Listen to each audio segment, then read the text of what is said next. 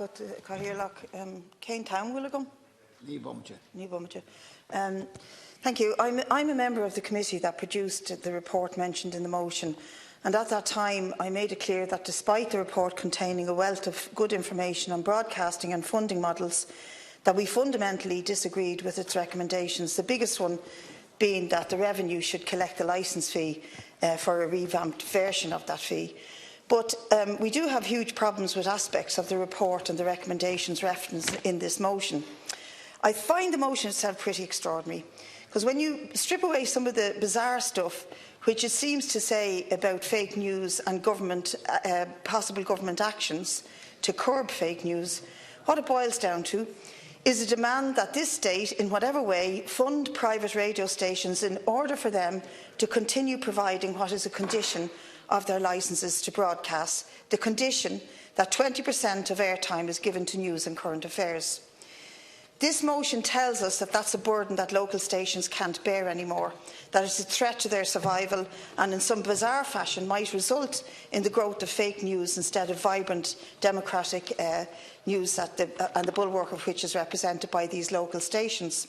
I'm not sure if any of you listen to late-night shock jocks, many of them on the private radio stations, but you might be surprised to find out that fake news is indeed alive and well and not just on the internet. Like many deputies, I received an invite to the briefing yesterday by the radio stations in support of this motion, and both Newstalk and Today FM wrote to us all about this. You'd be forgiving for mixing the letters up, because both letters from two different radio stations were identical. But it's not surprising, because both Today FM and Newstalk are part of Communicore, along with 98 FM, Spin 1038 and Spin Southwest, all owned by Denis O'Brien. And I don't accept that those stations in the stable of Communicore are the struggling independent radio sector that requires this state to support them to fulfil their obligation, or indeed that supporting them will be some kind of a bulwark against fake news taking over. Today and Newstalk have 21% of national listenership, and despite some creative accountancy practices that record losses, it is clear that these stations are viable and commercial. We know that Denis O'Brien has to date advanced loans of over 93 million to the Communicore Group, and this man is not renowned for his charitable investment for the sake of shoring up loss-making enterprises.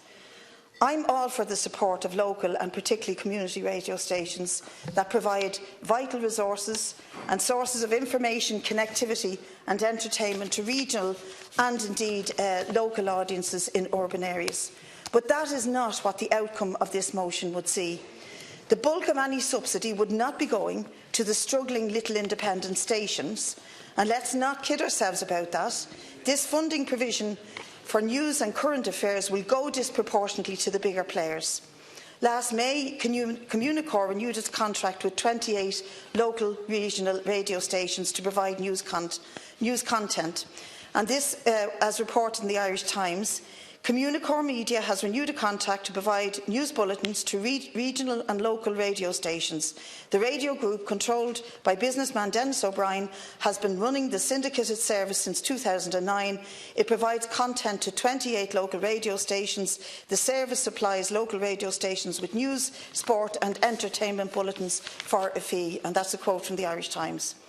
So, the idea that there is a limit to how much any entity could get as a result of this motion does not mean that the largest and most influential group within independent radio would not gain disproportionately, because it's very likely, from what I can see, that any funding to pay or subsidise news and current affairs will swell the coffers of Communicore in one way or another. I quoted the Irish Times report for a reason. This motion waxes lyrical about how the radio sector can shore up democratic dialogue. It's ironic, however, that if the main beneficiary of this motion, Denis O'Brien and Communicore, as they continue to have a benefit from this, they also continue to have a bar on any journalist from the Irish Times appearing on their radio stations, something which the Broadcasting Authority of Ireland regrets very much, but appears powerless to do anything about. And that ban was instituted because of comments by Fintan O'Toole about sexism of one radio presentation. So much for fair comment or the democratic dialogue. But with a straight face, Fianna Fáil are suggesting that the state and taxpayers' money should fund the news content of Denis O'Brien's radio stations and help pay for our syndicated news bulletins. I also note the clarion call in the motion about how independent journalism is essential to the democratic process.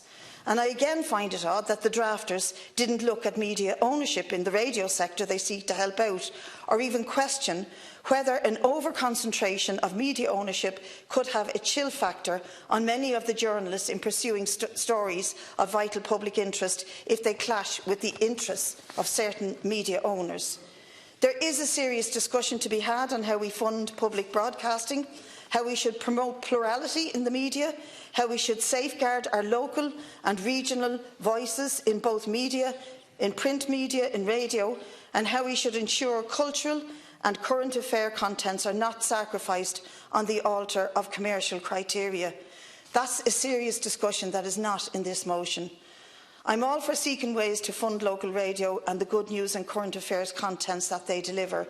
We have had over the years a very vibrant local community radio in West Dublin, and I have to say it struggles every day to survive and can only survive by engaging community employment scheme workers. But it does a wonderful job in connecting the communities, and I understand that that's the case everywhere in Ireland. In fact, if I take holidays, which I frequently do in the West, I love to listen to the local radio stations to get the news and get a flavour for what's happening. But we are enthusiastic to finding ways of funding Denis O'Brien's media ownership, and I feel as a taxpayer we have been to that particular. Move on. Independence.